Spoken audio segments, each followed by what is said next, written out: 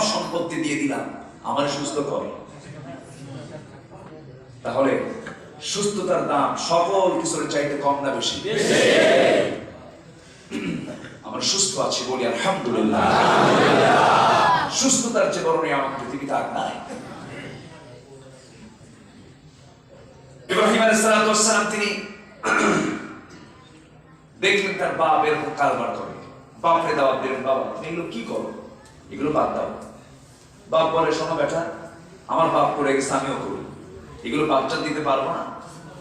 কাছে ঠিক আছে বাবা, আমি তোমাকে আর জোরও করবো না। তো মূর্তি অনেকগুলো বানায় একদিন বলতেছে বাজার তুমি এই মূর্তিগুলো একটু ঝুড়িতে করে তুলে নিয়ে একটু বাজারে নিয়ে আসো মাথায় করে। কাছে ঠিক আছে আব্বা তুমি যাও, আজকে দেখি তোমার মূর্তির কি হয়। পাঠায় গেছে বাপরে একা। উনি মূর্তির ঝুড়িটা মাথায় নেওয়ার আগে সব বিসমিল্লাহ কয়া সমস্ত মূর্তি মানে মাথাটা মটকায় গেছে। মাথা মটকায় দিলে তো কিছু থাকে না। মানুষের মূল কি? একটা মূর্তির মূল কি? মাথাটা ভেঙে দিয়ে ঝুড়িতে দিয়ে মাথায় করে নিয়ে আসতেছে। মাথায় করে নিয়ে এসে সামনে রাখছে। বাবা এই যে তোমার দেবতা, এই যে তোমার রব। দেখা মাত্রই মাথায় হাত দিয়ে বলে বাসান তুমি এগুলো কি করছো? সব তো ভেঙে সুরমার কাপড়া। আর বলে না পারলাম না এদের সাথে।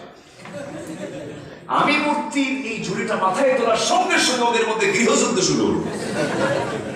এমন মারামারি বললাম থাম, তাও থামে না। মাথা থেকে নামাতে নামাতে দিকে একটার মাথা নাই। বাপ তো গ্রামার বুঝে গেছে, বুঝে নাই, বাপ তো বুঝে গেছে। বাপ এখন কি বলবে, কিচ্ছু বলার নাই। মূর্তি পূজকের ছেলে ইব্রাহিম মূর্তি ভাঙবে, আর আমরা ইব্রাহিমের ছেলেকে মূর্তি বানাই।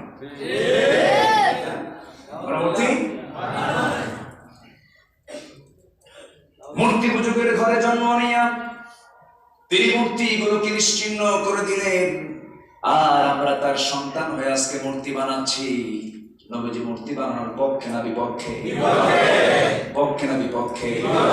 যদি মূর্তির পক্ষে ইসলাম থাকতো, ছবি টাঙানোর পক্ষে যদি ইসলাম থেকে যেত, তাহলে আজকে সবচেয়ে বড় স্ট্যাচু, সবচেয়ে বড় সবচেয়ে বড় মূর্তি নির্মিত হতো আমার নবীজির মূর্তি। ছবি হ্যাঙ্গিং করা যদি ইসলাম জায়েজ মনে করতো, তাহলে সবচেয়ে বড় ছবি ডিসপ্লে হতো আমার নবীর ছবি ডিসপ্লে হতো। ওরা যে ব্যঙ্গ কার্টুন করতেছে ভিত্তিহীন, কারণ আমার নবীর চিত্রই তো দুনিয়াতে নাই।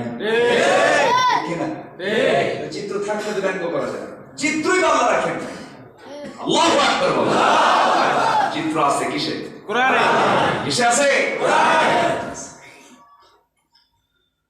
আমার ভাইরা, ইব্রাহিম আলাইহিস সালাম কি বিশাল পরীক্ষার মধ্যে পড়ে গেলেন। ইউসুফ আলাইহিস সালাম পরীক্ষায় পড়েছেন, ভাইদের দ্বারা আক্রান্ত হলেন, তিনি বাবার দ্বারা আক্রান্ত হলেন। বাবা শেষ পর্যন্ত তার বিরুদ্ধে অবস্থান নিয়ে নিল। মূর্তি ভাঙার মামলা রেজাল্ট হলো আগুনে পুড়ে মারো। কি আইন দেখছেন? আগুনে পুড়ে তাকে ভস্ম করে দাও। গোটা দেশবাসীকে ডাকা হলো, আগুনে ফেলে দেওয়া হচ্ছে। আগুনে যখন ফেলে দেওয়া হবে, চরকি তাকে চড়াই এনে চরকিতে করে যখন ফেলে দেওয়া হবে, সেই চরকির একটা কোণা ধরেছে তার বাবা। নিজের জন্মদানকারী পিতা যখন আগুনে ফেলে দেওয়ার সহযোগিতার হস্ত যখন প্রসার করছিল, ইব্রাহিম আলাইহিস সালাম চোখের পানি ফেলতে ফেলতে বলছেন, আল্লাহ আমার জন্মদানকারী পিতা পর্যন্ত আজকে আমার বিরুদ্ধে, কিন্তু আমি তোমার পক্ষে এখনো সচল আছি। জোরে বলি সুবহানাল্লাহ। আমি তোমার পক্ষে এখনো সচল আছি, আমি তোমাকে ছাড়বো না, দুনিয়ার সব কিছু ছেড়ে দেব। কিন্তু আল্লাহ পাক তাকে ধ্বংস করেছেন না রক্ষা করেছেন? এখনো আছেন না নাই? আসতে বলবেন না, আছেন না নাই? এখনো আছেন। সবকিছু তিনি জানেন, সবকিছু তিনি বুঝেন, সবকিছু তিনি দেখেন। আমার বন্ধুগণ, যখন আমরা দেখবো একাকী আছি, চরম সংকট, কেউ আমার পাশে নাই, সেই সময় আমরা ভাববো ইউনূসের কথা। কোন নবীর কথা বলে? ইউনূস আলাইহিস সালাম। আল্লাহ পাক তাকে পরীক্ষার মধ্যে ফেলে দিলেন। তিনি পড়ে গেলেন কিসের পেটে? বুঝে গেল কোন মানুষ আছে নাকি? মানুষ হলেন স্থল ভাগে, তিনি চলে গেলেন কোথায়? কোন ভাগে? জলভাগে। মানুষের বসবাস হলো স্থলভাগ, অবস্থান হয়ে গেল জলভাগ। একটা মাছ তাকে গ্রাস করে ফেললো, মাছের পেটে থাকলেন 40টা দিন পর্যন্ত থাকলেন তিনি। এমন মাছ তাকে গ্রাস করে ফেললো যে মাছ 40 দিনের অক্সিজেন ধারণ করে নিয়ে পানির নিচে পর্যন্ত থাকতে হয়, এমন মাছই তাকে খেয়ে ফেললো। সেই মাছের পেটে তিনি থাকলেন, একটা বারের জন্য তিনি জিকির বলেছেন নাকি? জিকির বলেছেন? কার জিকির? লাবিথা ফি বাতনিহি ইলা ইয়াউমি ইউবআসুন। ইউনূস, তুমি যদি ওই জায়গায় বিপদে পড়ে আমার যদি জিকির না করতে, কিয়ামত পর্যন্ত আমি মাছের পেটেই তোমাকে রেখে দিতাম। আমরা দোয়া ইউনূস পারি না? তাহলে এই দোয়া কার দোয়া? কোন নবীর দোয়া? ইউনূসের দোয়া, ইউনূস আলাইহিস সালামের দোয়া। তিনি কি সুন্দর করে দোয়া শিখিয়েছেন। যত বড় বিপদ হোক না কেন, একাকী থাকি না কেন, নিঃসঙ্গ মনে হোক না কেন, না না, যখন আমরা ভাববো তখন ওই নবীর কথা মনে পড়বো। তিনি মাছের পেটের ভিতরে কিচ্ছু নাই, খাবার নাই, কোনো কিছু নাই, কি সংকীর্ণ জায়গার মধ্যে আল্লাহ পাক তাকে রেখে দিলেন। সে জায়গায় বসে বসে যে দোয়াটা পড়েছেন, সেই দোয়া আল্লাহ পাক আমাকে আপনাকে শিখিয়েছেন। 4 সেকেন্ডের দেওয়ালে বন্দিত্বে থাকবি, জেলখানায় থাকবি, বিপদে পড়ে কোন একটা সংকীর্ণ জায়গার মধ্যে থাকবে, সেই সময় ইউনূসকে ফলো করবে আর বলবে লা ইলাহা ইল্লা আনতা সুবহানাকা ইন্নী কুনতু মিনাজ জালিমিন। জোরে বলি আল্লাহু আকবার। এর চাইতে বিপদের শ্রেষ্ঠ দোয়া নাই। যে কোনো বিপদে আমরা এই দোয়াটা পড়বো। জোরে বলি ইনশাআল্লাহ। অনেকদিন আগে, আজ থেকে 12-13 বছর আগের কথা, মহেশপুর, ঝিনাইদহ মহেশপুর একটা প্রোগ্রাম ছিল আমার, বৃহত্তর যশোর। তো মাহফিল করে আসবো, ডাকাতি এলাকা, ওই সময় ডাকাতি হতো খুব প্রচুর। এখন তার ডাকাতি করা লাগে না রাস্তায়, এখন ডাইরেক্ট হবে, তাই না? ভাই আসছি, কোনো সমস্যা নাই, এই যে মানে সামনে রেখে দেয়, এই যে আছে, কি করবেন করেন, আছে না নাই বলেন? এখন আর লুকোচুরি করা লাগে না, এখন ওপেন সেক্রেট। ডাকাতি এখন ওইভাবে হয় না, এখন ভিআইপি স্টাইল, ওদের এখন ভাবসা এখন অন্যরকম হয়ে গেছে। হাই হ্যালো, মোবাইল তো আছে, যা আপনি এই জায়গাতে যাচ্ছেন, আপনাকে কিন্তু দেখছি আমরা, কি করবেন একটু ব্যবস্থা করে। কি কথা কি বুঝতে গেল? এখন তো আর এগুলো লাগে না। তো ওই সময় ডাকাতি কিছু হচ্ছিল, আমি রাতের আধারে মাহফিল শেষ করে আমি আসতেছিলাম, দেখি যে সামনে ডাকাতি শুরু হয়ে গেছে। কুয়াশাচ্ছন্ন রাত্রি, বিশ্ব রোডে একটা গাছ কেটে কেবলামুখী করে থুয়ে দিচ্ছে। কোন পীর কেবলা আল্লাহ জানে। আচ্ছা, তো চলতেছে, ওদেরও জিকির আজকার, তো ওদেরও জিকির আজকার, ওরা টেনশনে আছে পুলিশ কখন আসে অথবা কখন সময় কোন ঝামেলা হয়, ওদের কিন্তু জিকির কম না। এই জন্য পীর কেবলা বললাম। আমার দেশে বহু পীর কেবলা আছে না? এত কিছু হয়, ওদের দরবার থেকে বের হওয়ার কোনো চিন্তা নাই, ঠিক কিনা? কিছু হক্কানি দরবার আছে, আমি গান বন্ধ করছি না, অবশ্যই কিছু হক্কানি পীর মাশায়েখরা আছে, আছেন, বলি আলহামদুলিল্লাহ। আমি পাইকারি ধরে গাড়ি দেবো না, অবশ্যই হক্কানি কিছু আছে। কিন্তু যে সমস্ত দরবার থেকে একামত দ্বীনের পক্ষে আল্লাহর জমিনে দ্বীন প্রতিষ্ঠা করতে হবে, এমন জাতীয় কর্মসূচি যে দরবার থেকে আসে না, ওই দরবারের 4 পয়সা দাম আল্লাহর কাছে নাই। কথাই স্পষ্ট? কথাই স্পষ্ট? আমি আর ওই লাইনে যাব না, এক রাত তো একটু একটু করে মিলাই দিচ্ছি।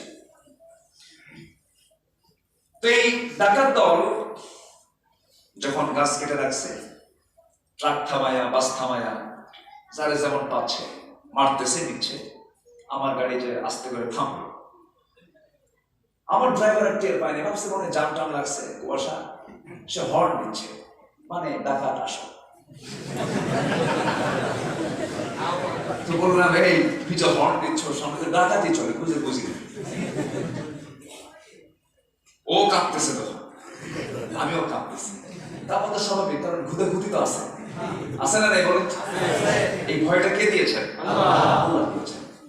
সেই সময় এখন নিঃসঙ্গ কেউ তো নাই, আমিও ও ছাড়া, ও নাফসি নাফসি, আমিও নাফসি নাফসি।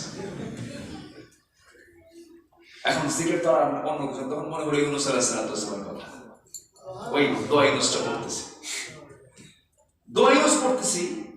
ইতিমধ্যে দোয়া ইউনূস পড়া হচ্ছে, এদিকে সে এক ডাকাতের সদস্য এসে আমার দরজার গ্লাসে টোকাচ্ছে। বললাম আল্লাহ জিকির তো বাদ দিল, কি কথা কি বুঝতেছি, জিকির তো চলছে হয়তো, কিন্তু শেষ পর্যন্ত তো টোকা ঠুকে শুরু হলো।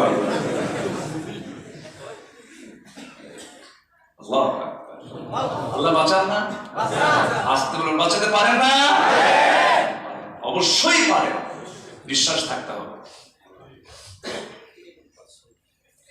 আমার ভাইয়েরা, কত বিপদে তো কোনো বিপদই না। নবীজি হিজরতের রাতে ঘর থেকে বের হচ্ছেন, শত্রুর সামনে দাঁড়ানো রাসূলকে দেখতেও পাচ্ছে, রাসূল বুঝতে পারছেন সে আমাকে দেখছে কিন্তু দেখতেছে না। শুধু বালু কণা নিয়ে তাদের দিকে লক্ষ্য করে বালু শুধু নিক্ষেপ করলেন, প্রত্যেকটা বালুর কণা প্রত্যেকের চোখে চোখে আমার আল্লাহ পৌঁছায় দিলেন। সামনে দিয়ে চলে আসলেন কুরাইশ বাহিনী, নবীজির ঘরের মধ্যে ঢুকে পড়লো। ঢুকিয়ে দেখে আলী বসা, আলীর সামনে হাজির হয়ে আছে। বলছে আলী ইবনে আবি তালিব, আবু তালেবের ছেলে আলী, মুহাম্মদ বিন আব্দুল্লাহ কোথায়? আবু আলী রাদিয়াল্লাহু আনহু মুস্কি মুস্কি হাসি মেরে দৃঢ় চিত্তে, কোনো ভয় না, নির্ভীক আসাদুল্লাহিল গালিব। আলী বলছেন মুস্কি মুস্কি হাসি মেরে বলছেন, আহারে বেকুব, তোদের সামনে দিয়ে হেঁটে যায়, তোরা আমার জিজ্ঞেস করিস কেন? সুবহানাল্লাহ বলবেন না? কি ঠিক তারা যদি কাতুকুতু করতেন, জানি না বুঝি না, তখন আরো ভালো হতো, আরো ব্যাখ্যা দিয়ে করতেন। তিনি বললেন কি বেকুব তোরা, তোদের সামনে দিয়েছে আমার প্রশ্ন করিস না। আল্লাহু আকবার, কি হিকমত দিয়ে উত্তরটা দিলেন, কি হিকমত খাটালেন। ওরা তো জব্দ হয়ে গেছে। আবু জেহেলকে কি বললো যে পাই নাই, আসল লোক নাই, কে আছে কালি আছে, করে সাইজ করি। আবু জেহেলকে খবরদার, আবু তালেবের ছেলে আলী আমাদের টার্গেট না, আব্দুল্লাহর ছেলে মুহাম্মদ আমাদের টার্গেট। অযথা আলীকে মেরে নিজেদের মধ্যে গন্ডগোল করার দরকার নেই। বুদ্ধি কিন্তু আছে, আছে না? বুদ্ধি আছে। আবু জেহেল বোঝে না, বুঝেছে, সব বুঝেছে। বদর যুদ্ধের দিন অথবা সাইবা মুমিরা সব মিলে ডাক দিয়ে বলছে, সত্যি করে আবু জেহেল বলো তো মুহাম্মদ লোকটা কেমন? আবু জেহেল বলে, শোনো, সবচেয়ে বেশি সাক্ষাৎ আমার সঙ্গে হয়েছে ওর, আমার ঘরের সঙ্গে তো ঘর, আমার তো প্রতিবেশী, আমি ওরা চিনি যে মুহাম্মদ লোকটা কেমন। তো বলো তো, আকাশের নিচে আর জমিনের উপরে আমার দৃষ্টিতে মুহাম্মদ বিন আব্দুল্লাহর চাইতে পুত পবিত্র কোনো মানুষ এই পৃথিবীতে নাই। কার কথা? আবু জাহেল। কে বলতেছে এটা? এখনো কিন্তু এরকম বক্তব্য এখনো দেয়, আছে না? না, লোকটার ওয়াজ খুব ভালো, চোখের পানি ফেলে ফেলে কান্দি, খুব আল্লাহওয়ালা মানুষ, কিন্তু উপায় নেই। আবু জাহেলের সঙ্গে মিলছে কিনা বলেন? মিলছে কিনা?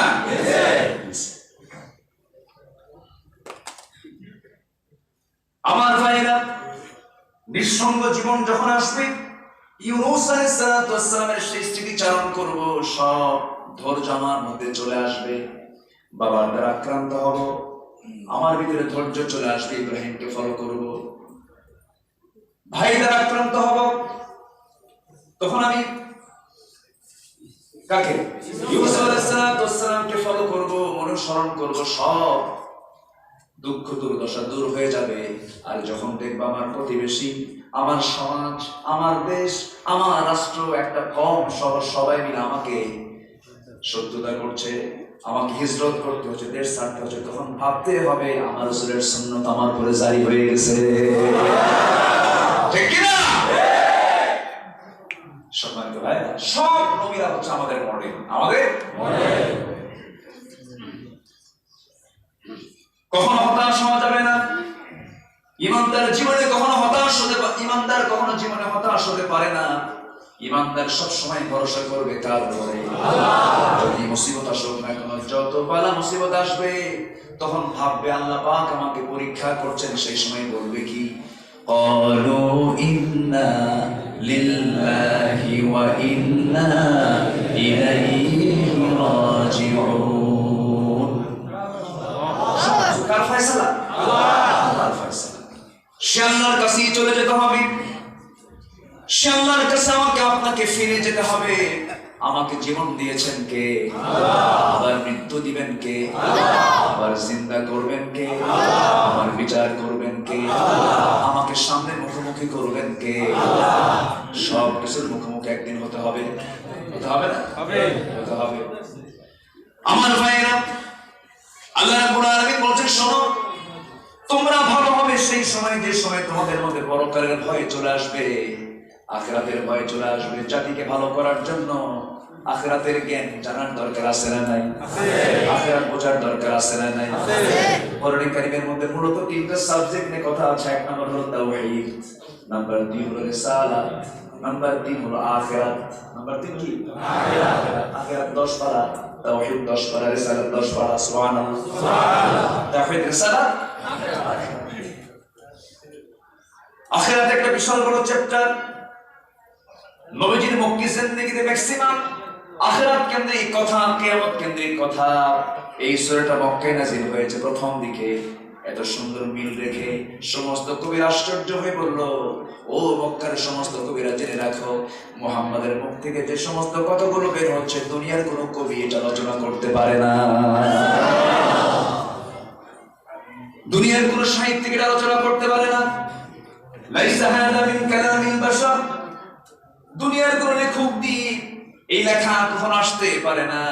মজবুত একটি কিতাব এটা। আল্লাহ